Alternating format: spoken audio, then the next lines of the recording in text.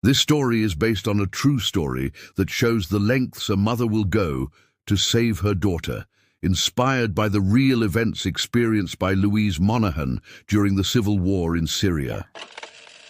There is an iron gate on the border between Turkey and Syria. Everyone crosses it in one direction, running away, except me.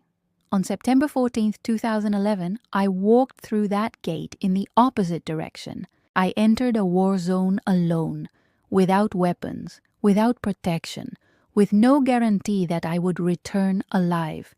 People looked at me like I had gone crazy. Maybe I would have. But on the other side of that border was the only thing in the world that mattered.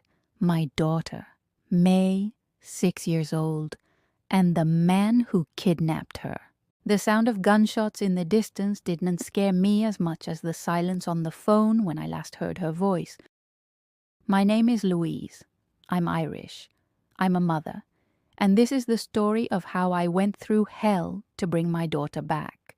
The morning of September 7th began like any other. Warm sun beating down on the window of my apartment in Larnaca, Cyprus. The smell of coffee brewing. The sound of the sea in the distance, that constant roar you learn to ignore when you live near the beach. May was in her room packing her backpack. "Mommy, Daddy is taking me to the beach today." She was 6 years old, shoulder-length brown hair, big bright eyes. That smile that filled any room. I smiled back. "Take your sunscreen, love. And don't forget your hat. Custody visit. 3 days a week, normal, legal, safe, or at least that's what I thought." Let me go back a bit. My name is Louise Monaghan, 36 years old, Irish, blonde hair, light eyes, and a Dublin accent that's never left me even after years of living abroad. I came to Cyprus in my early 20s, right after my mother died. I needed a fresh start, a place where the sun shone brighter than the pain. I got a job as a senior travel consultant. I was good at what I did. I made good money. I had friends. I had a life, and then I met Mustafa Assad at a club. Colorful lights, loud music. He was handsome, serious, charismatic, the kind of man who makes you feel like you're the only person in the room. In the beginning, it was perfect. Flowers, dinners, passionate declarations. Then came the first signs: jealousy, control, questions about where I was, who I was with, why, and then the first time he raised his hand, I should have left. I know that now, but love is a strange thing. It makes you believe in change, in second chances, in he's not really like that. And when I found out I was pregnant with May, I thought, now it's going to be different. Now he's going to change. It hasn't changed. The following years were a blur of violence and apologies. He would hit me and then cry. He said it was stress, that he loved me, that it would never happen again, until next time. I discovered he had another family in Syria, a wife, children, a whole life he never mentioned. I confronted him. He almost killed me. This time, I didn't come back. I got divorced. I got May. I rebuilt everything from scratch, and for 3 years, everything was stable. He had visitation rights, 3 days a week, always in Cyprus, always under court supervision. It never stopped being tense, but it was safe, or at least I thought so. That September morning, Mustafa rang the doorbell at 9 o'clock sharp. "Open the door." He was smiling. That smile I knew all too well, the smile that came before the storm. "Good morning, Louise." "Good morning." I didn't look him in the eye. I learned not to look. May ran to him with her backpack. "Daddy, let's go to the beach." He picked her up and kissed her forehead. "Yes, we will, princess." I looked at him. "What time will you bring her back?" 5 o'clock in the afternoon. As always, something in his tone of voice bothered me. But I couldn't say what. May hugged me. "I love you, Mommy. I love you more, my love." And then they left. I closed the door. I went back to the kitchen and finished my coffee. I had a strange feeling in my chest. That thing you feel but can't explain. Mothers know. They always know. At 11 in the morning, I couldn't take it anymore. I grabbed my car keys and drove to the beach Mustafa always took May to. It was close. 15 minutes. I got there and parked. I looked around. The beach was empty, completely empty. No child, no father, no sign of May. My heart started beating faster. I got out of the car. I walked across the sand. I searched every corner. Nothing. I called Mustafa's cell phone. Called. No one answered. I called again. Again. At 2 in the afternoon, my phone rang. It was him. I answered with shaking hands. Where are you? Where is May? Silence on the other side, and then his voice. Calm, cold, calculated. I took May to Syria. The world stopped. What? I took her home to my country, where she belongs. You can't do this. Mustafa, she's 6 years old.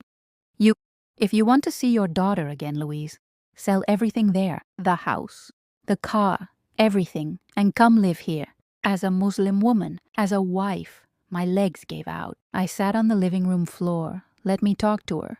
Please. I heard noise on the other side. And then her voice, Mommy. It was May, scared, crying. May, love, are you okay? Where are you? I don't know, Mom. It's dark. It's too noisy. I want to go home. I'll get you, my love. I promise. Mommy will. The call dropped. I called back. Didn't answer. I called again. Nothing. I sat there on the living room floor for hours. The sun set. The house went dark, and I only thought of one thing. Syria. His country. The place where he had family, connections, power. A place where I had nothing. A country in the midst of civil war, bombings, gunfire, chaos. And my daughter was there, alone. Him. I called my sister in Dublin and told her everything. Louise, you need to call the police, the consulate, someone. And what are they going to do? He crossed international borders. May is in a war zone. No government is going to send troops to rescue a child. So what are you going to do? I remained silent because I already knew the answer. I just didn't want to admit it. The next morning I called Mustafa on his cell phone. This time he answered on the first ring. Hello? I took a deep breath. You're right. I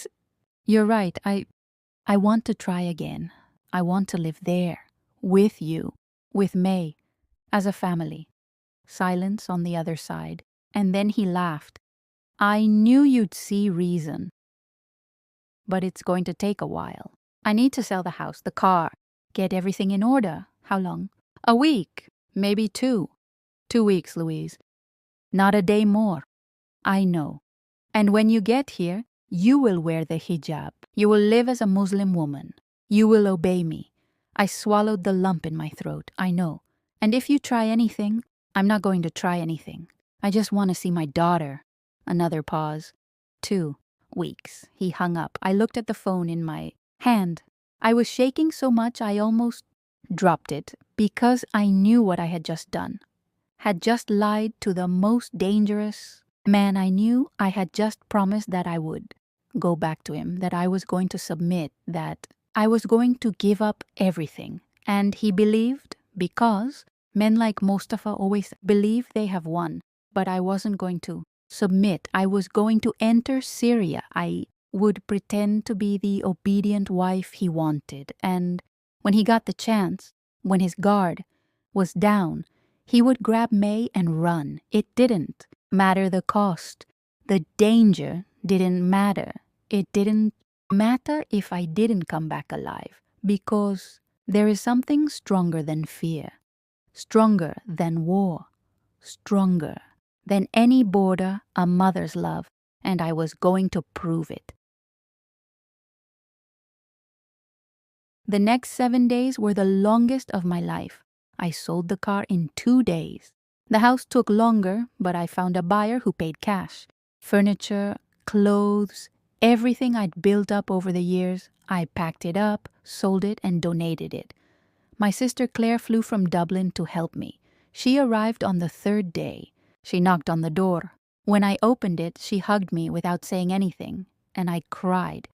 For the first time since May disappeared, I cried. "We'll get her back," she whispered in my ear. "I promise." On the 5th day, we talked about the plan. We sat in the empty room, boxes stacked against the walls. The echo of our voices echoed where there had once been furniture, laughter, and life. "You can't go straight into Syria," Claire said. "It's suicide." "I know. So what's the plan?" I took a deep breath. "I'm going to the Turkish border. There, we'll hire men to cross and pick up May. Smugglers? Who else would do that?" Claire was quiet for a moment. "What if it doesn't work?" I looked at her. It has to work. But I knew. Deep down, I already knew. Nothing was going to be that simple. On the 6th day, I called Mustafa. "Everything is ready. I'll be here tomorrow. Where are you going?" "At the border." "Can you pick me up there?" "I can. What time?" "In the morning." "About 10. Okay, bring everything you sold. All the money." I swallowed hard. "I'll bring it." "Louise." "Try? Don't try anything. You know what happens if you try." "I know." He hung up. I looked at Claire. "Tomorrow." She nodded. Neither of them slept that night.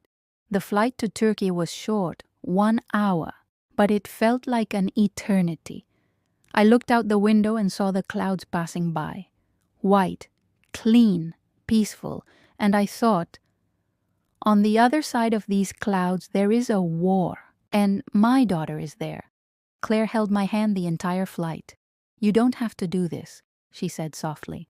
"We can try other ways, embassies, lawyers, someone." Claire, she's 6 years old. Every day that passes is another day she spends with him. Every day is another trauma, another nightmare. "I can't wait." She squeezed my hand tighter. "Then let's do this." We arrived in the city of Reyhanli on the Turkish border at noon. The heat was stifling. Dust was in the air. The smell of smoke mixed with spices from the markets everywhere. Refugees, entire families sitting on the sidewalks. Children in dirty clothes, empty stares. People fleeing the war I was about to enter. We booked a hotel near the border. A simple place. Hard bed, thin walls. We could hear everything from the next room. Claire dropped her suitcase and looked at me. And now we find someone. It wasn't difficult. At the border, smugglers are easy to find. Just ask on the right streets. Talk to the right people. One man referred us to another. He referred 2 more. Late in the afternoon, we were sitting in a dusty cafe talking to 3 Turkish men. They spoke broken English, but it was understandable. "Do you want us to go into Syria and bring the child back?" "That." "How much do you pay?" "Whatever you want." The 3 looked at each other. 5,000 euros. I didn't hesitate. Done. The plan was simple. I'd give them a description of Mustafa's house. They'd break in at night. They'd grab May. They'd bring her back to Turkey fast, clean, safe. At least that's what it was supposed to be. But as the days passed, the men became less enthusiastic. "It's getting dangerous," one of them said on the 2nd day. "Too many checkpoints. Too many soldiers. Can you do it or not?" "We can, but it will cost more." "How much?" "Another 3,000. I gave the money. On the 3rd day, they turned back again. "It's too risky. The area where your daughter is controlled by the government. If we get caught..." "You won't get caught. You don't understand. If we get caught, we die." And that's when I realized they weren't going to do it. They were too scared. And they were right. On the night of the 4th day, I sat on the edge of the hotel bed and looked at Claire. "They won't." "I know. So, what do I do?" Claire was silent for a long time, and then she said the thing I already knew but didn't want to admit. You'll have to go. I looked at her. I know. I called Mustafa the next morning. I'm here. Where do we meet? At the border gate. Do you know which one it is? B. See you there in an hour. I hung up. I looked at Claire. This is real. I'm going to do this. She hugged me. You are the bravest woman I know. It's not courage. It's desperation. Sometimes it's the same thing. The border gate was huge, iron, gray, imposing. On the Turkish side, crowds tried to cross to escape. Families, children crying, men carrying old suitcases. Everyone was going in one direction, leaving Syria, except me. I stopped in front of the gate and looked back. Claire was there, tears streaming down her face. I'll be back, I said. With her, I know. I love you. I love you too. And then I crossed over. On the other side, everything was different. Fewer people, more silence, more tension, soldiers everywhere, weapons, suspicious looks. And then I saw him, Mustafa, standing next to an old car, arms crossed. That smile, I walked up to him. Where's May? Home. Safe. I want to see her. You'll see. But first, he opened his hand. There was a piece of black cloth. Hijab. This is what you will use from now on. I picked up the fabric. My hands were shaking. I put it on my head. I arranged it as best I could. He smiled. Now you do. Now you look like a real wife. I got into the car without saying anything. The drive to his house took 30 minutes, but it felt like hours. We passed through checkpoints. Soldiers stopped the car. They looked inside. They asked questions. Mustafa responded in Arabic. I didn't understand a thing, but I saw their faces, the way they looked at me, like I was nothing. Finally, we arrived. A small village, clay houses, dirt streets, dust everywhere. He parked in front of a house. We're here. I got out of the car. The door of the house opened, and then I saw it. May, my May. She was in the doorway. Her hair was tied up. She was wearing clothes I'd never seen before. Her eyes were red from crying. May! I ran to her. I hugged her. I held her so tightly I thought it would hurt. She cried on my shoulder. Mommy, you came. I promised, love. Mom always keeps her promises. I looked at her, and that's when I realized she was different. It wasn't just the clothes or the hair. It was the look, that glow she always had. That light had gone out, and I knew I was in trouble, much bigger trouble than I imagined. Mustafa entered the house behind me. Welcome to your new life, Louise. I looked around. The house was small, dark, musty smell, cracked walls, a small window that barely let in any light.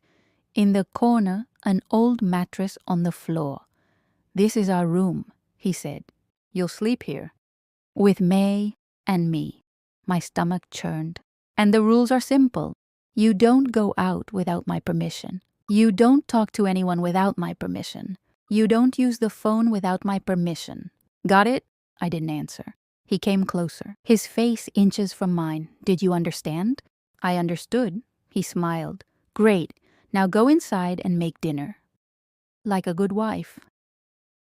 That night, I lay on the mattress next to May. She slept. Finally. After hours of crying softly, I looked at the cracked ceiling, sounds of gunfire in the distance, bombs exploding, the war raging outside, and I thought, what did I do? But then I looked at May, to her little face, so small, so innocent, and I remembered I wasn't here to live. I was here to save, and I was going to do that. It didn't matter how long it took. It didn't matter what he did to me.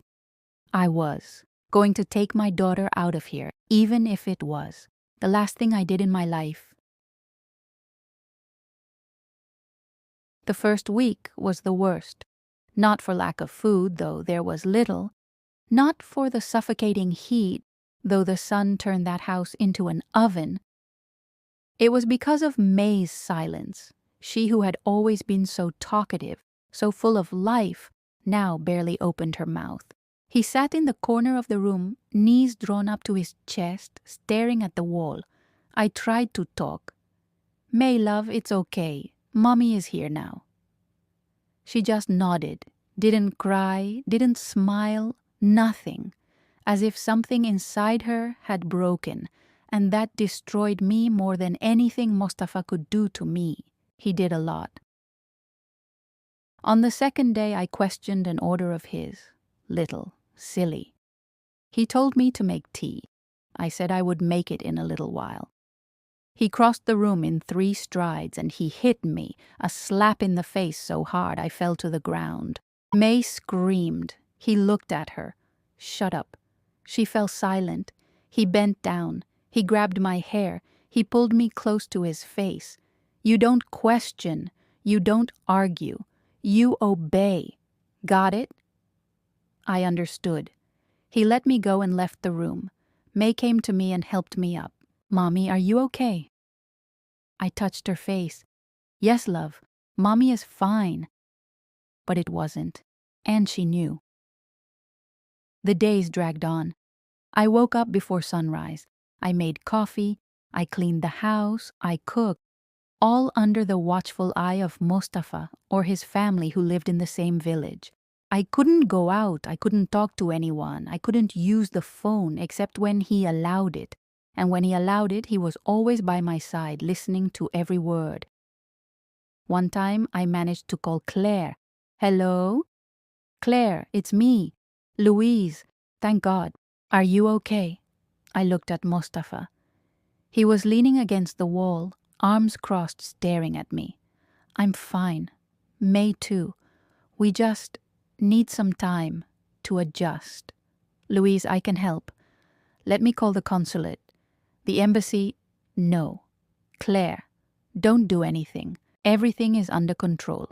Lie. Everything was falling apart, but she understood. By the tone of my voice, by the way I chose each word carefully. "Okay, I love you. I love you too." I hung up. Mustafa smiled. "See? It wasn't that hard." At night, the bombings got worse. Lying on the mattress, I heard the explosions, nearby, far away. Sometimes so close that the walls shook. May cowered beside me. "Mommy, I'm scared." "I know, love, but we're safe in here." Another lie, no one was safe in Syria. In the second week, I started planning. I observed everything, schedules, routines. When Mustafa left, when he returned, where he kept his car keys, where the money was, when the house was empty, but it never stayed empty for long. There was always someone, a cousin, an uncle, some family member watching, as if they knew I was going to try to run away, already. On the 10th day, the worst happened. Mustafa came home drunk, the smell of alcohol mixed with cigarette smoke, red eyes, staggering steps. "Louise, come here." I got up from the mattress. May was still asleep. "What?" I said. "Come here." I went. He grabbed me by the arm and pulled me close. "You think I don't know?" "Know what?" "That you're planning to run away." My heart stopped. "I'm not." He pushed me against the wall. His hand was on my neck. "Don't lie to me." "Mustafa, I'm not planning anything. I swear." He squeezed harder. I couldn't breathe. I tried to scratch his hands, push, scream, but he was too strong. My vision began to darken, and then he let me go. I fell to the floor, coughing, choking. He leaned over me. "If you try to run away, I'll kill you. And May stays here, with me, for the rest of her life. Understand?" Absent. He spat on the floor beside me, and he left. May was awake. I had seen everything. He came to me and hugged me. "Mommy, it's okay, love. It's okay." But it wasn't, and we both knew it. The next morning, I woke up with my body aching, bruises on my neck, pain in my back from where I hit the wall. I looked at the cracked mirror hanging on the wall. I didn't recognize the woman looking back. Dirty hair, pale face, dark circles under his eyes. Who was this person? Where was the Louise who laughed? Who had friends? Who had a life? She died. He died the moment I crossed that border. But maybe that's what needed to happen, because sometimes you have to die to be reborn. On the 14th day, something changed. Mustafa was calmer, almost gentle. I'll take you two to the immigration office tomorrow. I looked at him. For what? To regularize your situation. You need a visa. Documents. Okay. He smiled. See? It's not so bad here. We can be happy. If you stop fighting, I didn't answer, but inside my mind was racing. Immigration office. It means leaving the house. It means being in public. It means a chance. That night, I didn't sleep. Lying next to May, she planned every detail. If he left us alone, even for a minute, I would run. He grabbed May. He opened the car door. He ran away. It was risky, maybe impossible, but it was all I had. The next morning, Mustafa woke us up early. Come on, get up. May was still sleepy. I helped her get dressed. We left the house and got into the car. The trip to the office was long, almost an hour. We passed through destroyed streets, bombed-out buildings, people on the sidewalks with empty looks. War was everywhere. May held my hand the whole time. Finally, we arrived, a gray building, old, a huge line at the door. Mustafa parked. Wait here. I'll see if you need any extra documents. He got out of the car and he closed the door. May and I stood there, in the back seat, alone. I looked out the window. Mustafa was talking to a guard at the entrance. I looked at May. May, listen. What, Mommy? When I say now, you run with me, okay? Her eyes widened. Mommy! Trust me, love. Just trust. She nodded. I looked at Mustafa again. His back was still turned. My heart was beating so hard I thought it was going to explode. I put my hand on the doorknob. I took a deep breath and then, now. May! I opened the car door and pulled her in with me. We jumped out. We hit the sidewalk. People were everywhere. I held May's hand so tightly I probably heard it. Run, love. Run. We ran among the crowd, among parked cars, among street vendors. Behind me I heard a scream. Louise! Mustafa he had seen. I didn't look back. I just ran. May stumbled. I picked her up. We continued. The streets were a maze, narrow, dirty, smelling of garbage and smoke. My lungs burned. My heart exploded, but I didn't stop. Mommy, I can't take it. Hold on, May. Just a little longer. And then, like a miracle, I saw a taxi. Stopped at the traffic light. I ran to him. I knocked on the window. The driver looked at me scared. Please, please help us. He hesitated. I looked back. Mustafa was running toward us, yelling, please. The driver unlocked the door. Come in. I pulled May in. We threw them both onto the floor of the back seat. Drive. Drive now. He took off. The car swayed. It turned the corner at high speed.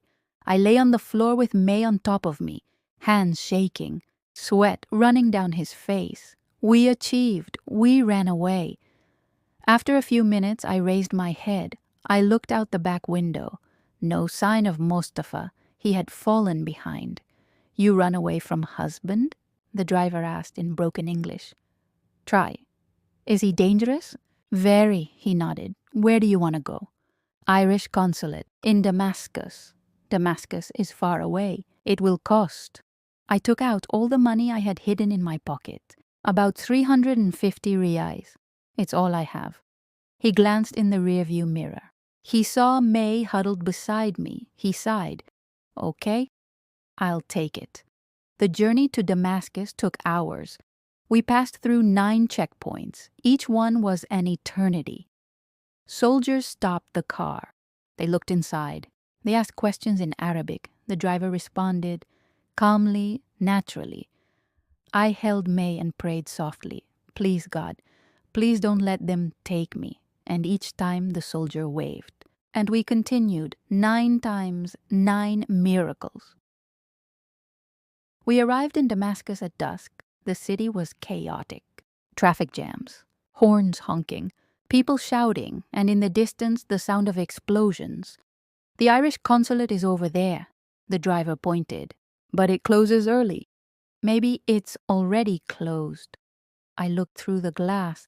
The building was dark. No! I got out of the car and ran to the door. Blockade. To 1. Hello? Someone, please. Nothing. I knocked again. Please.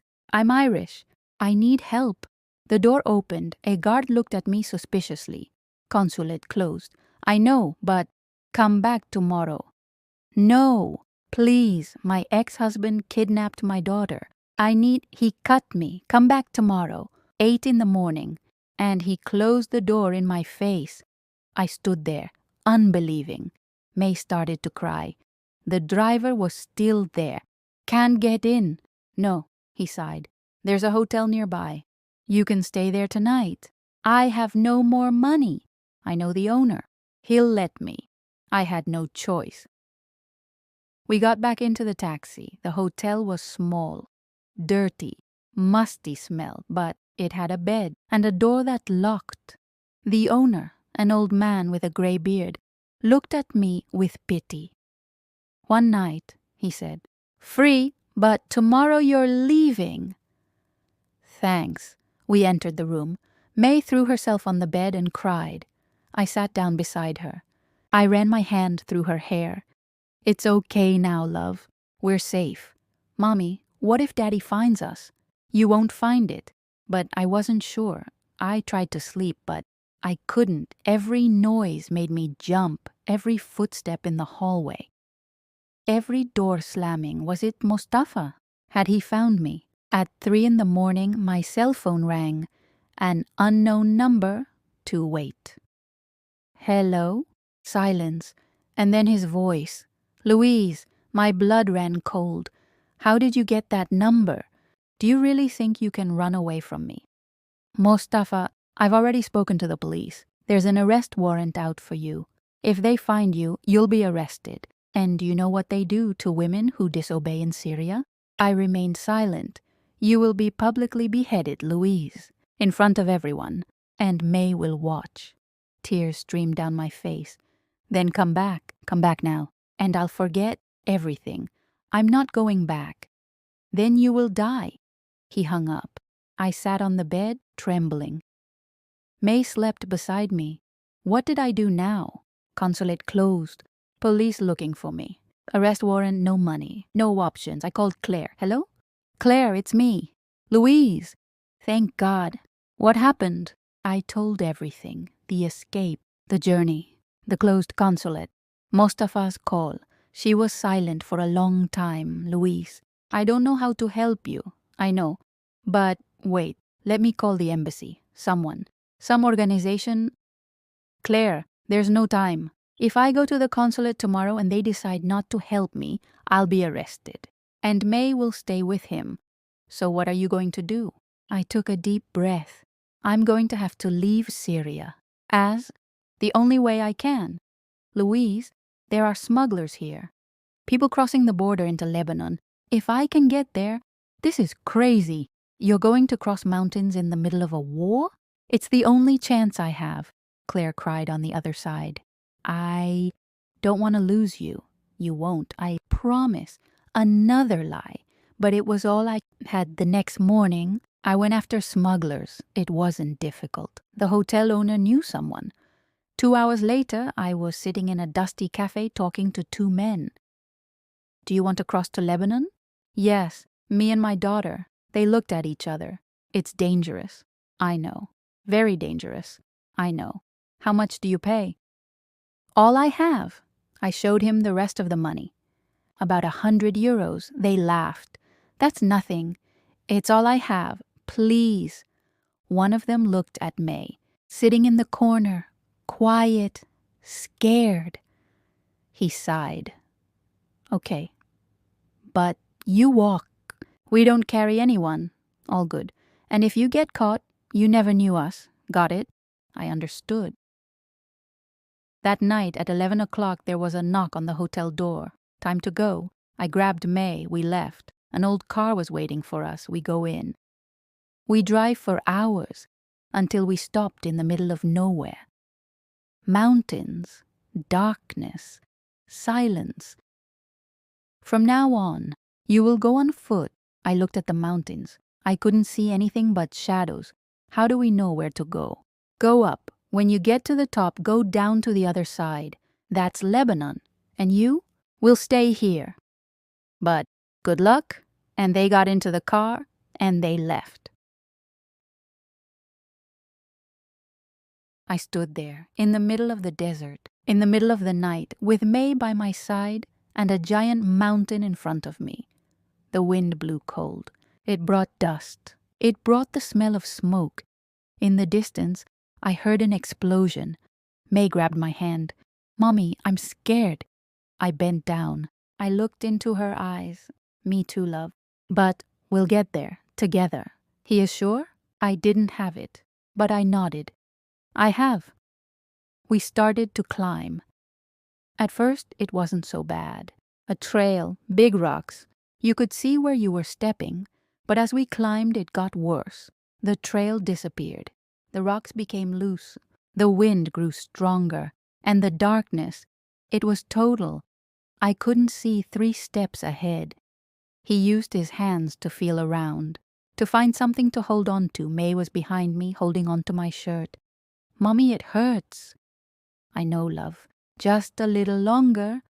Lie, we had hours ahead of us. After an hour, my hands were bleeding. The skin had torn. Sharp rocks cut every time I grabbed, but I couldn't stop. If I stopped, I would fall. May started to cry.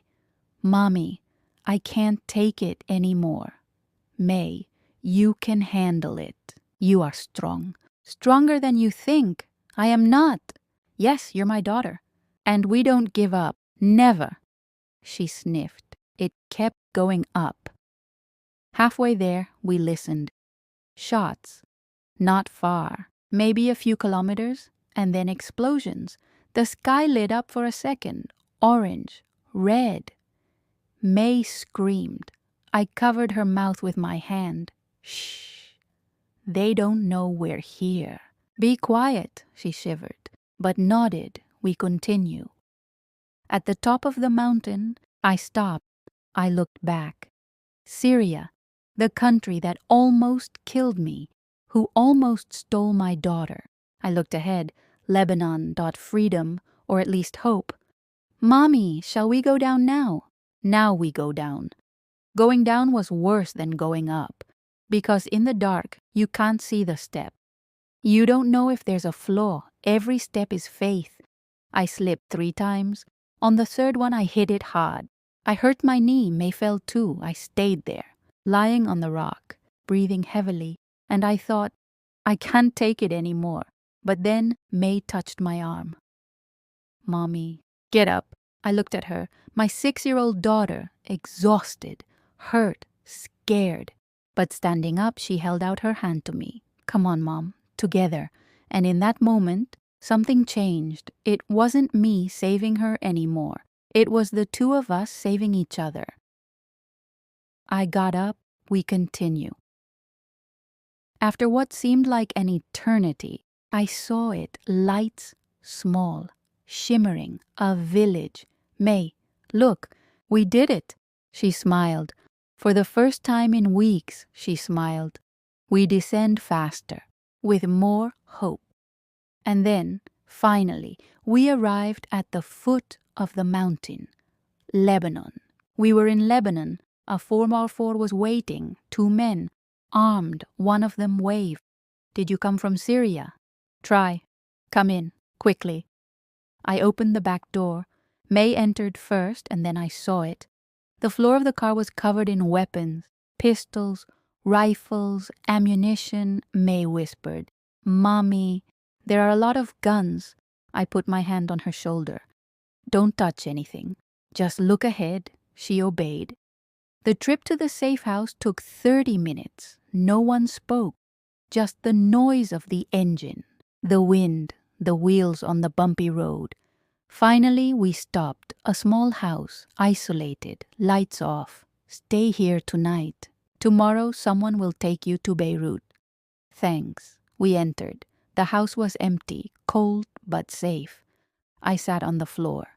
May lay on my lap, and for the first time in 3 weeks I relaxed. May fell asleep immediately.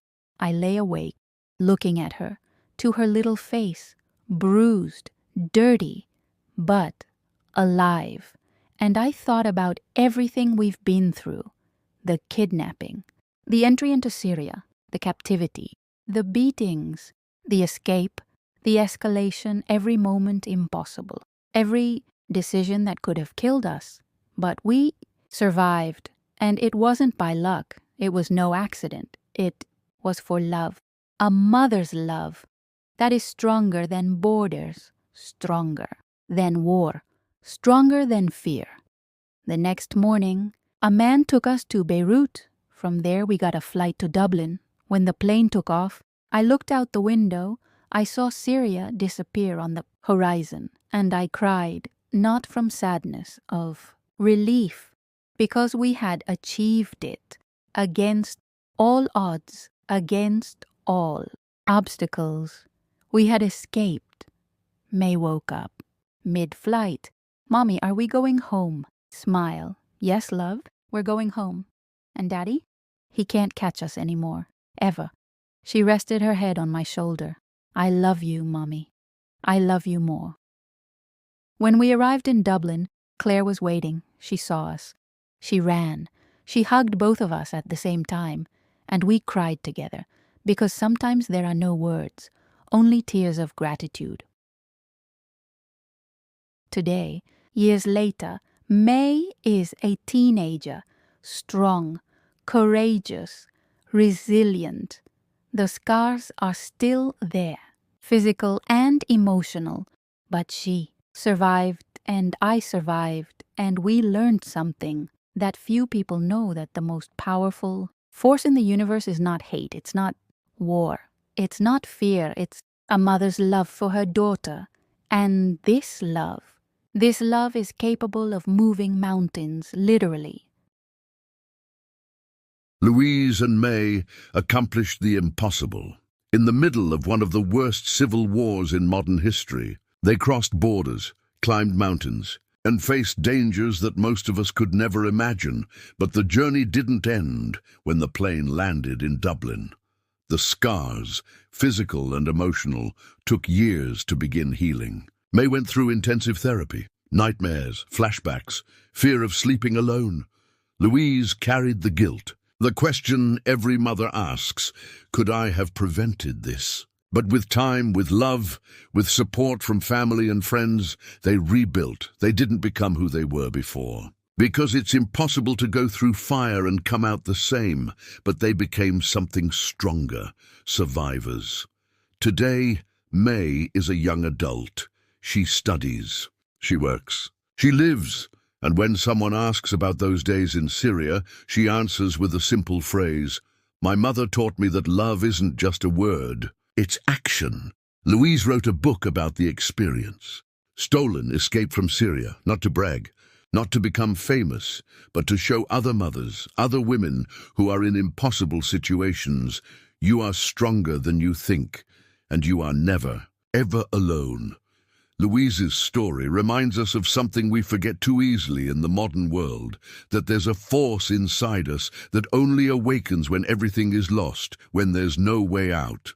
When there's no hope, that's when we discover who we really are, and Louise discovered it. She wasn't just a mother, she was a warrior. If you're hearing this story today and you're going through something difficult, whether it's an abusive relationship, a loss, a battle that seems impossible to win. Remember, Louise walked into a war zone alone.